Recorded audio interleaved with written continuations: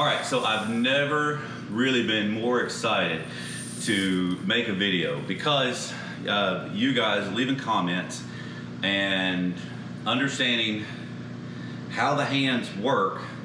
And now I'm going to talk about not just the three forces of the ground, but actually explain that there's three different ways that your hands will move the club away, okay? So I'm going to get kind of, as you guys know, I kind of get right into it. I don't have this fancy little music, do a dance, shit like that, none of that, right? So I just say go to arcadeswingking.com where I do Zoom lessons and membership site. And again, thank you for all the comments, all the support. It is, I'm blessed, I'm overwhelmed, and that's enough of that. All right, so I am swinging a slingshot, and I'm gonna get into detail a little bit about this more, how I kind of was actually using it incorrectly. See, if I make a mistake, I promise you, I own it, okay? And because I was not using this correctly, and I'm gonna kind of get right into all this now. All right, so the hands can move by three different forces. In reality, it's either a swing or a lever, but I'm also going to introduce a force. Now that's the ground pressure. So first is just muscle of the hands, which if you've seen my machine-like video, that's what I'm talking about. If I'm throwing a ball, my hand is winding up and I'm doing this. And if your grip is correct, and hopefully everybody understands what I mean by correct is how your hands hang natural, and how that should 99.9% has this little scaphoid bone on top that does this. Okay, so that's what the hands do, like that, which makes the left hand have a backhand and the right hand underhand. All right, so the hands are passive here. Now, people say, well, are you active or are you passive? Great question. Here's the answer. Yes, you can do either one, but I'm going to show you the force of it. So when the hands go back, that is muscle doing it.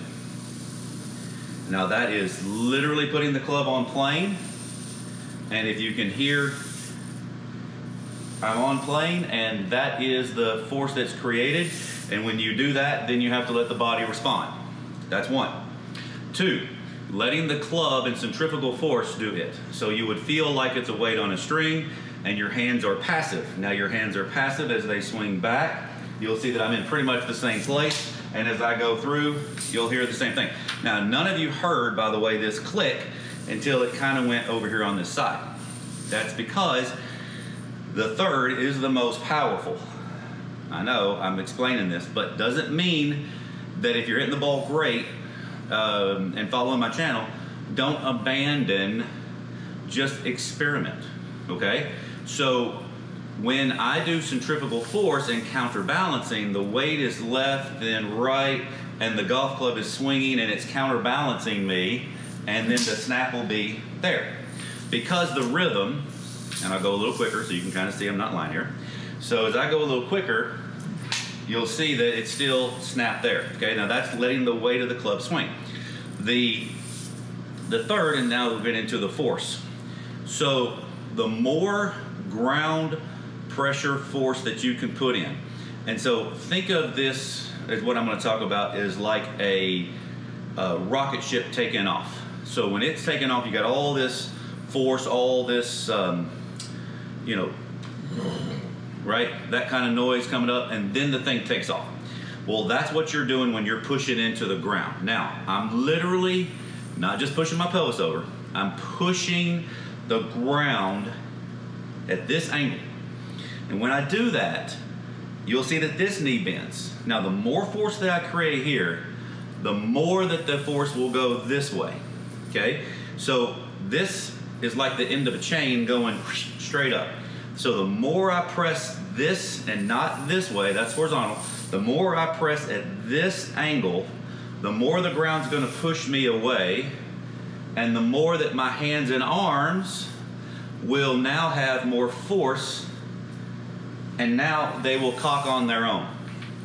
So you have muscle, swinging a weight, creating ground pressure.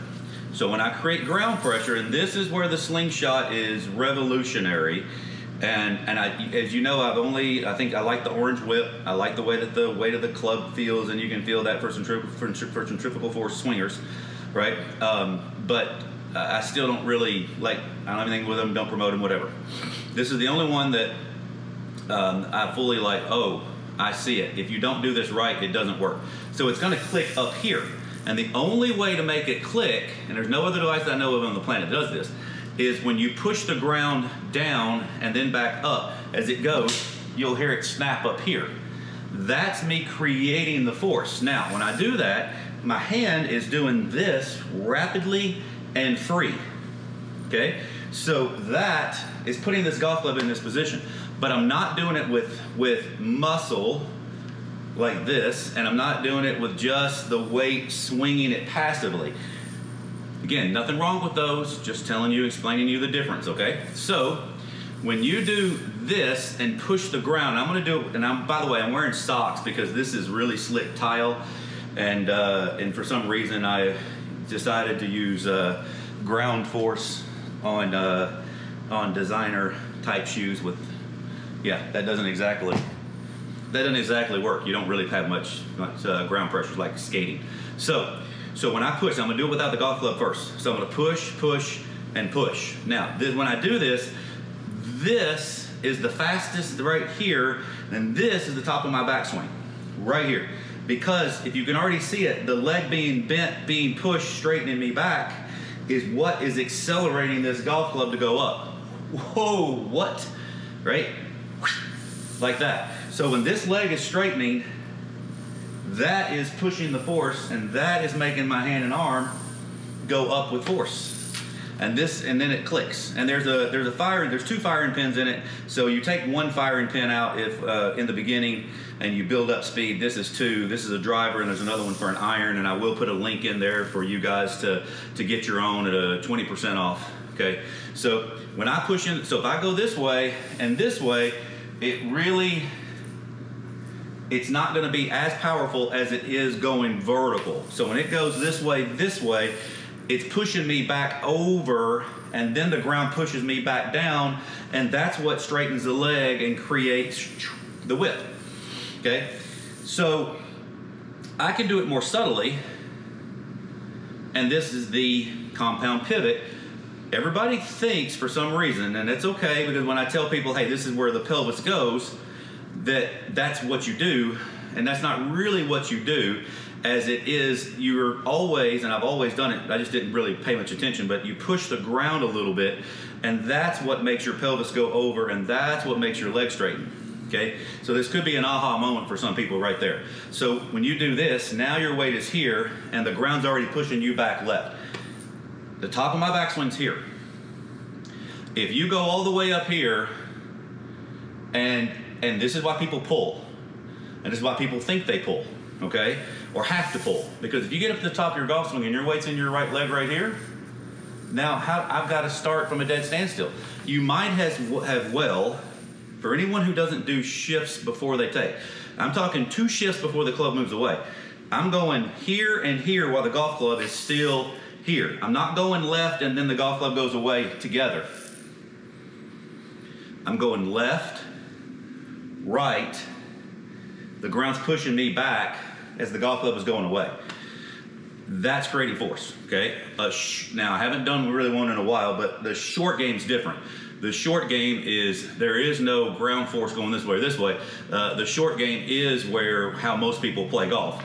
They play golf thinking that the golf swing is a turn and a turn, and then there's no shifts, no power shifts. So that's why when you hit a chip shot or pitch shot, you can do this and get away with it. But then people try to do that with a driver and wonder why they have no distance, okay? Because you didn't create the separation and the ground forces. All right, so I know I cover a lot of detail. I put it out there. I want you guys to see it.